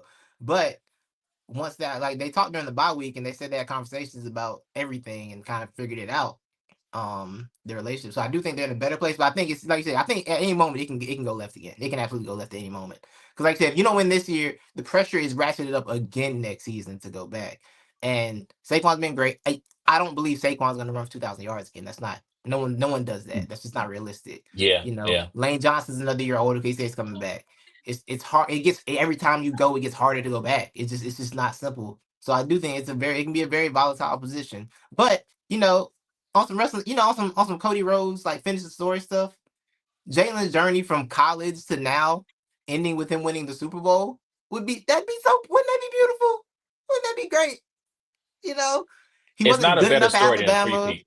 You know, It's not a better. Well, okay. Giving up in Alabama, they kind of Oklahoma. He went to Oklahoma. He wasn't yeah, good enough at Oklahoma. yeah. I mean, And I still not better than Chiefs three-peat. It's a great story. It's a great they didn't believe in me story. I will admit that. it But is. They got two yeah, though. And they'll be fine next year. I mean, what's gonna happen? What's the worst gonna happen? I Somebody mean, in the AFC is gonna get somebody in the AFC is gonna stop choking. Somebody is gonna become strong and an adult next season. Like, listen, listen. I Chargers still gonna Charger. yes, The Bills. I mean, man, if he's Superman, I mean Patrick is Batman. Like yeah, yeah. he's got That's the the antidote. that was funny thing about Buffalo is that I'm like, yo, Buffalo shouldn't even been here. Truthfully, looking at what they like, they didn't come into this year planning to be this good. It just kind of happened, right? Because they had kind of punted in the off season last Well, year. again, the thing is, they looked at what the Chiefs did and copied off their paper. Yeah, Okay, yeah, get rid of your number one. We're going to invest in two tight end sets. We're going to run the ball more. We're going to ask our quarterback, hey, you don't need to be the superhero all the time. Take right, what they're giving you. And then those 4 or 5 times a game where we need you to put the cape on, put the cape on. But yeah, for all intents and purposes, just be Clark Kent. Everything else would take care of itself.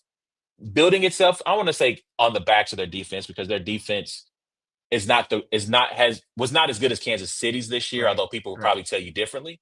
But yeah, they copied off their paper. And so if my thing with the Chiefs is if not now, when?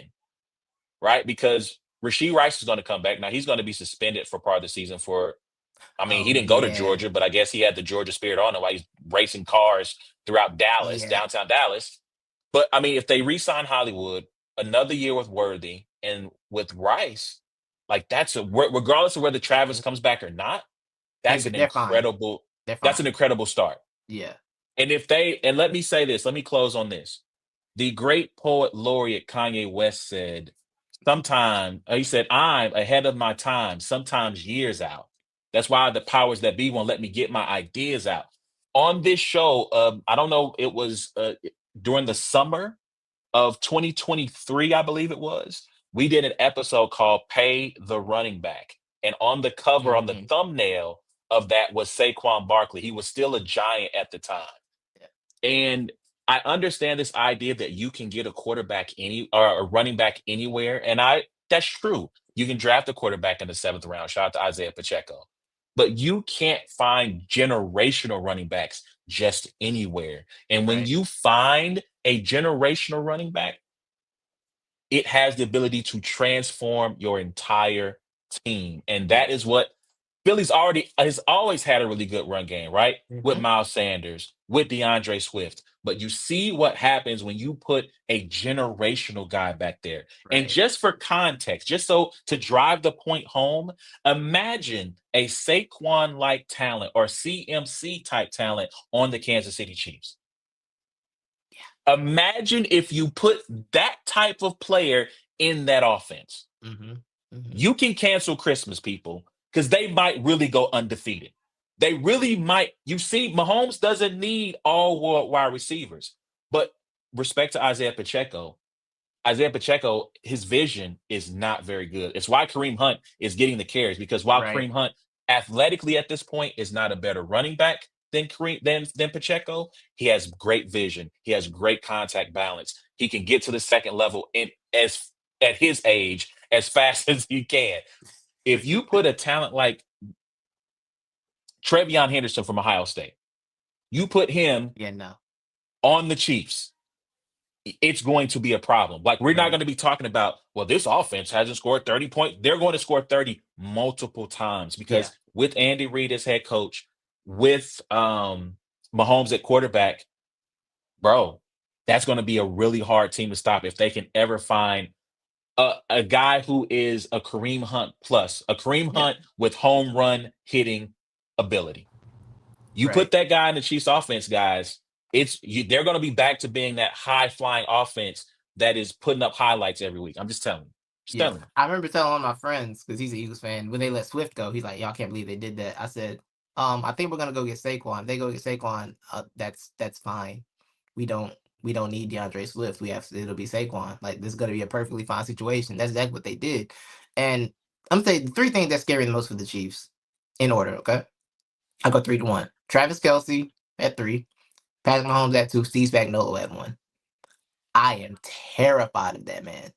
Like, the fact that when he pulled that random blitz out to end the Bills and send them back home sad again, I was like, oh, I don't like this man at all. Like, I don't like anything about this. So that I do think anybody put a plan together, I think it's him. I do think, like I said, the talent is just overwhelming at a certain point with Philly, so you can't fully stop them, especially the way they've been playing in the playoffs. I don't think you can shut them down. But I True. do think you can make it difficult. I think he's a creative enough defense coordinator to make it difficult on that offense. But I think Philly scores 30. I think Philly gets to 30. Ooh. I mean, they did last time. Yeah, I think they get to 30. Like, I do also think it needs to be like, we need to be up 7 with the ball starting the fourth quarter type behavior. I think we need the chance to go up by 10 maybe or something like that. Just run them out of time. I don't really want to be situated with the game. If the game's tied in the fourth quarter, I'm on my hands and knees on my floor. Like, please. Like, I just don't really want that. Once to have a chance to take control of the game and end it like that. I think that's just a better way, because I think it's just Patrick Mahomes. I just don't. I'm not comfortable in anything with that man. This is what he does. And I mean, even this year, people complain about the officiating. It's been a lot of devil magic out there in Kansas City this year from day one. Like, Isaiah Likely's toe was out of bounds. They The blocked the doink of the field field goal. goal, Yeah, like it's been a lot of devil magic out there beyond the refs, because the people don't talk fumble, about the Josh fumble Allen. with the Raiders. Yeah. People don't talk about Josh Allen getting more rough and pass calls than Mahomes. I And mean, Jalen Hurts has had like 2, by the way, total. I'm just saying. I've said this on the show. It's losers talk to talk about It is. referees. Yeah. Because even with everything, even if let's just say the fix was in, Mm-hmm. Buffalo still had the ball with 3 minutes left, 3 timeouts, and a chance to tie or win the game. They had every opportunity to win that game. They had every opportunity to win that game. They did. It just didn't happen. I will say I'm glad it's the Chiefs and not Buffalo, because I was gonna say mean things about the Bills I didn't want to have to say. Because this year, the problem, A1, is that I don't know if it's last time, but when the Eagles made Super Bowl in 2017, or when they won it in 2017, right? They showed me they could do something that I wasn't sure if they could do. Because they had never Mhm. done it in my entire life. They got plenty of NFC championships, no Super Bowls. So I didn't know if we could do it. So they did that, and then things got weird. Coaches were fired. You know, quarterbacks were removed, and now are backups in other places. And then they went back to another one, and they lost. And I was too young to really feel the 0-4 loss to the Patriots. I was too young to really feel that one, Yeah. But I felt this one, and we got back. So it's like, I can't. No, I've been in a dark place this season, and I would have said mean things about the Bills. I don't think they deserved. People would have been like, because America's ready to cheer for the Bills anyway, and there's been a whole lot of, they can exercise their demons, and I was like, give them more demons. Give them more. Give them more pain. I don't want to be that person. I didn't want to be that person. I'm glad I don't have to be that person now. But yeah, I hope this doesn't happen, but Carson Wentz coming off the bench to beat his former team in a Super Bowl. I think that's worse than Mahomes with the ball and a chance to win the no. game. No. If we lose Super Bowl to Carson Wentz, I don't know what mental place I would go to, but I know it wouldn't be good. I Yeah, know it wouldn't be good, because I've yeah. seen him be bad in multiple. And I was a Carson Wentz defender too. Like, I defended him a lot until I was just like, oh no, you ain't got it, do you? You know. Yeah, yeah, yeah, yeah, yeah. That would be a wild way to end the season, Yeah. especially from a Philly perspective. Yeah. So speaking of Philly perspective, I Mhm. wish I would have asked Ward this. If the Chiefs win, do you think Andy Reid retires? I don't. I don't. I really don't. Because I mean, I feel like Patrick Mahomes, like, this is a source of youth. It's like when Greg Popovich got Wimby. It's like, we might coach for another 15 years if health permits. Like, I don't see what else. I don't think Andy retires. I think Travis does though. I think Travis is kind of a wrap. I think he Done, should. done. I think, yeah, and I think you should. I think, go out on a high note, man. Don't go out go out on a high note, bro. You know. Yeah, Um, yeah. because Jason He's Kelsey, his brother washed. didn't get out on a high note. Jason didn't get out on a high note, which I hate so much. But yeah, I really do think. But I don't think Andy retires though. But can Chris Jones retire? That menace. That Look, menace. I said this. I put this in the group chat, man. So I don't know if you got a chance to watch Turning Point for the NFC I and haven't AFC yet. championship Yeah, I haven't games. yet. Yeah. So when the final, when the Chiefs get the first down to clinch the game, right? He Yeah. collapses. Chris collapses. He's in tears. You know, and they finally gets up. He sits down on the bench, and he's just got like this single solitary tears. And I'm Yeah. like, the reason this team is where they are is because of that. Showed me they get it, Yeah. For sure. right? For sure. For There's sure. there's no reason for Chris Jones to care this much. He's made his Mm-hmm. money. He's a three-time Super Bowl champion.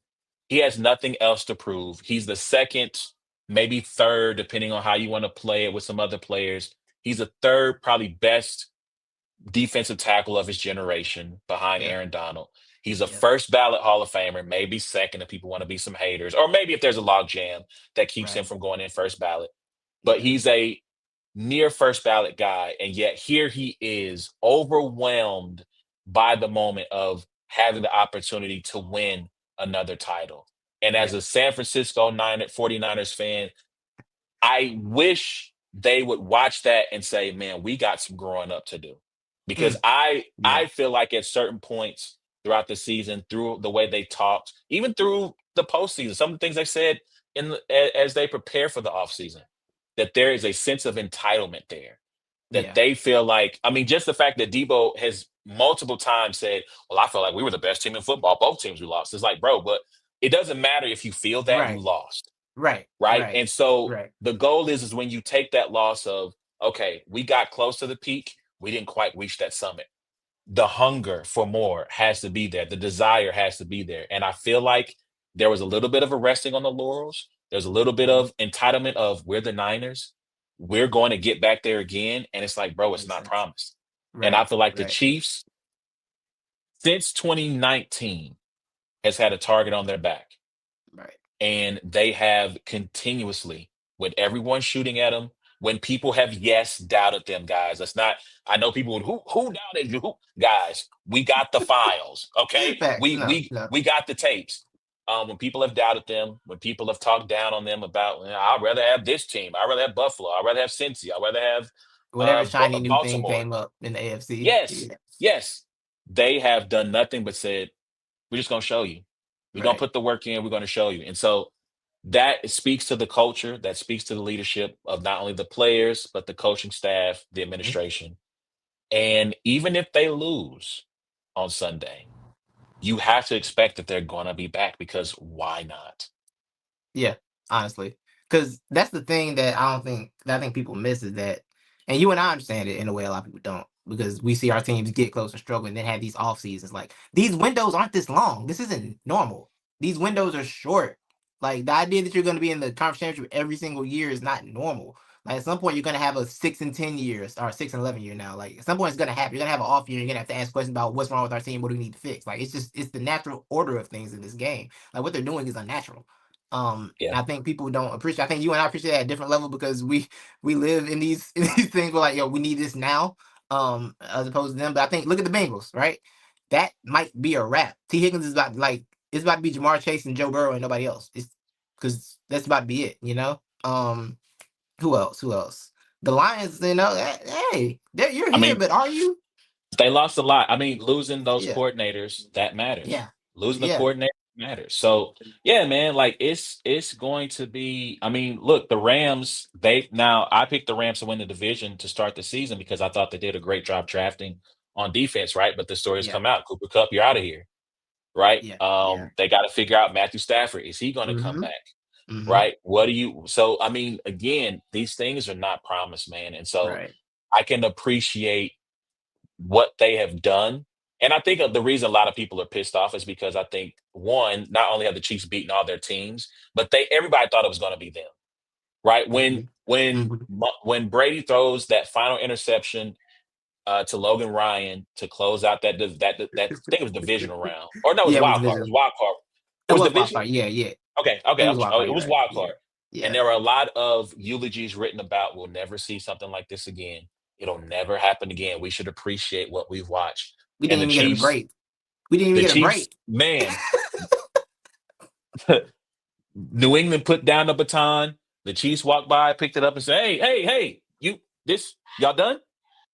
Bet, I got you, And they took it from there, and they've kept it running. And so, yeah, man, like again, I have the Eagles winning as of today, and maybe I'll stick with it.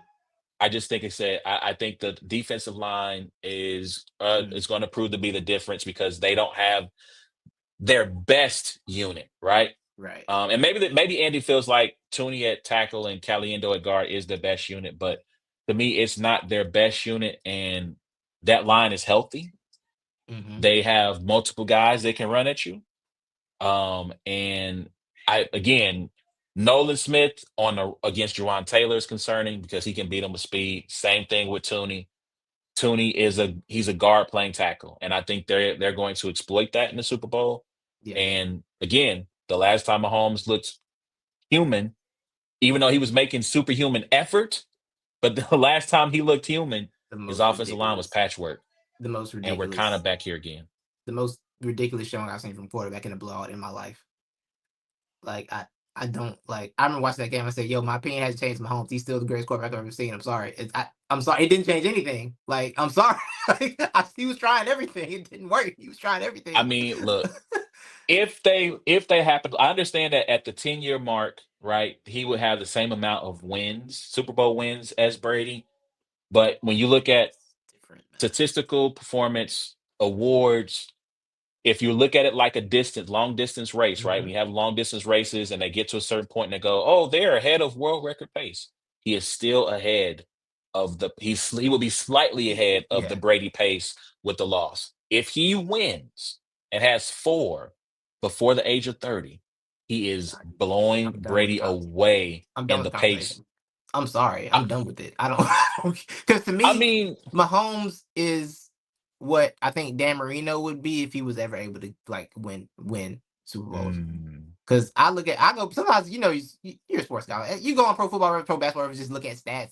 I go look at Dan Marino stats like, yo, this was in the 70s. This don't make sense. Yeah. I mean, the 85 season, I think it's 84, 85, 84, because it's the second year. Right. I mean, 5,000 yards in 1984 had to feel like this is cars are flying now. Right. Like we just never thought we would see some stuff like this. Like this is the future. And so, yeah, to do the things that he's done again before the age of 30 and a 4th Super Bowl, a 3-peat. Like I know people say, well, if he does a 3-peat, he's Jordan. I'm like, no, he's Jordan now, guys. Like he absolutely is Jordan now. There's a whole list of quarterbacks in the AFC who have, granted, Burrow got him once. Right. But they haven't been the same since then. There's a whole host of there's a whole host of quarterbacks who haven't sniffed a chip or an opportunity because one man has stood in their way and one team has stood in their way. And if he beats the Eagles for the second time and the Niners for the second time, there's a whole host of NFC teams that have not been able to sniff a chip because of one man and one team. Right. 2 of the best put together teams in NFC, like from a drafting talent wise thing. Like the 49ers and the Eagles are just 2 really, really good rosters put together. It's why you and I were so excited at his championship game. Like, yo, this is what it is. This is what football is right here. These are teams that are just loaded. Like, let's go. And I think that's the other part that makes it kind of crazy when you really think about it, top to bottom. The Chiefs and all their Super Bowl appearances, maybe the Bucs Super Bowl, have not had the better team top to bottom. I agree. Yeah. It may be, and you could argue that the Bucs had the better team just because they were more healthy in the trenches. Right. But it was the thing where like the Chiefs were so good, we just act like offense. The offense act like offensive line didn't matter because like, what are they gonna do? The Chiefs. I thought it didn't matter. I thought it didn't. I thought it didn't either, and then it did. I was like, oh, I was so wrong. I was like, oh, he does need a blind. He just can't just scramble around for 15 seconds.